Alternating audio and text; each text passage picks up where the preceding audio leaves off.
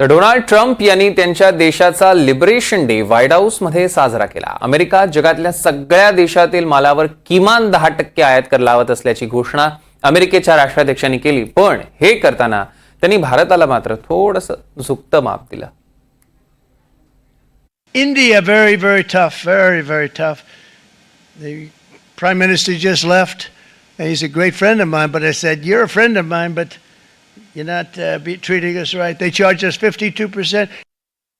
जगानं अमेरिकेला ओरबाडून स्वतःच्या तिजोऱ्या भरल्या असा दावा करणारे डोनाल्ड ट्रम्प भारतावर कर लावण्याचा निर्णय सांगताना मात्र थोडेसे नरम होऊन बोलत होते।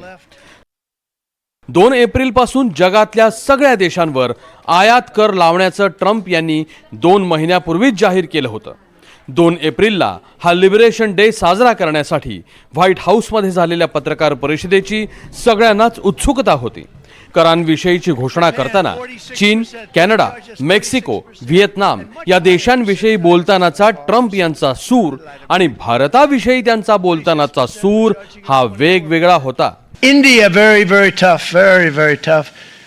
The Prime Minister just left. He's a great friend of mine, but I said, you're a friend of mine, but you're not treating us right. They charge us 52%. You have to understand, we charge them almost nothing for years and years and decades. And it was only 7 years ago when I came in, we started with China and charged them. We took in hundreds of billions of dollars from China. भारताविषयी Trump यांची ही नरमाईची भूमिका गेल्या 2-2.5 महिन्यात भारताकडून झालेल्या वाटाघाटींचा परिणाम आहे। Trump यांच्या समसमान करांच्या धोरणाशी होता होई तो जुळवून घेण्याचा पवित्रा भारतानं स्वीकारला। त्यामुळेच इतर आशियाई देशांच्या तुलनेत भारतावर कर लावताना अमेरिकेनंही हात आखडता घेतलाय।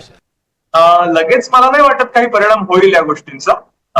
थोडंसं थांबायला लागेल की एक्झॅक्टली हे टॅरिफ कसे वर्कआउट होत आहेत, जे आपले प्रोड्युसर्स आहेत ते टॅरिफ ऍक्सेप्ट करतायत आणि कन्झ्युमर्सकडे म्हणजे ग्राहकांच्याकडे ती किंमत त्याची पास ऑन करतायत का आपल्याकडे ठेवून ते ऍब्सॉर्ब करून सॉर्ट आउट करतायत, हे एक बघायला लागेल। इमिजिएटली मला असं वाटतं की भारतीय ग्राहकांना फार फरक पडणार नाही।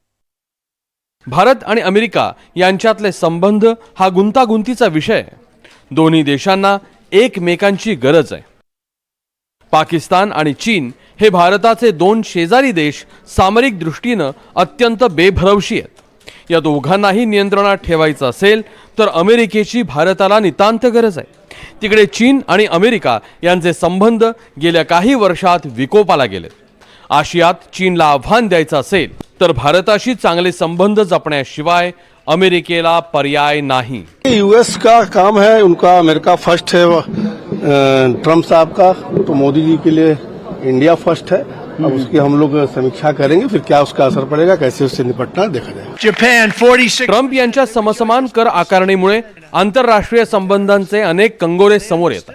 याच अनुषंगानं भारतानं योग्य वेळी योग्य कर दाबल्याचं ट्रम्प यांच्या विधानातून स्पष्ट आहे। अमेरिकेच्या कर धोरणानं जगात पसरलेल्या आगीच्या झळा भारतीय अर्थव्यवस्थेला बसणार आहेतच, पण त्याची तीव्रता कमी राखण्यात भारत तुर्तास यशस्वी ठरलाय असं म्हणायला हरकत नाही। Bureau report, NDTV Marathi.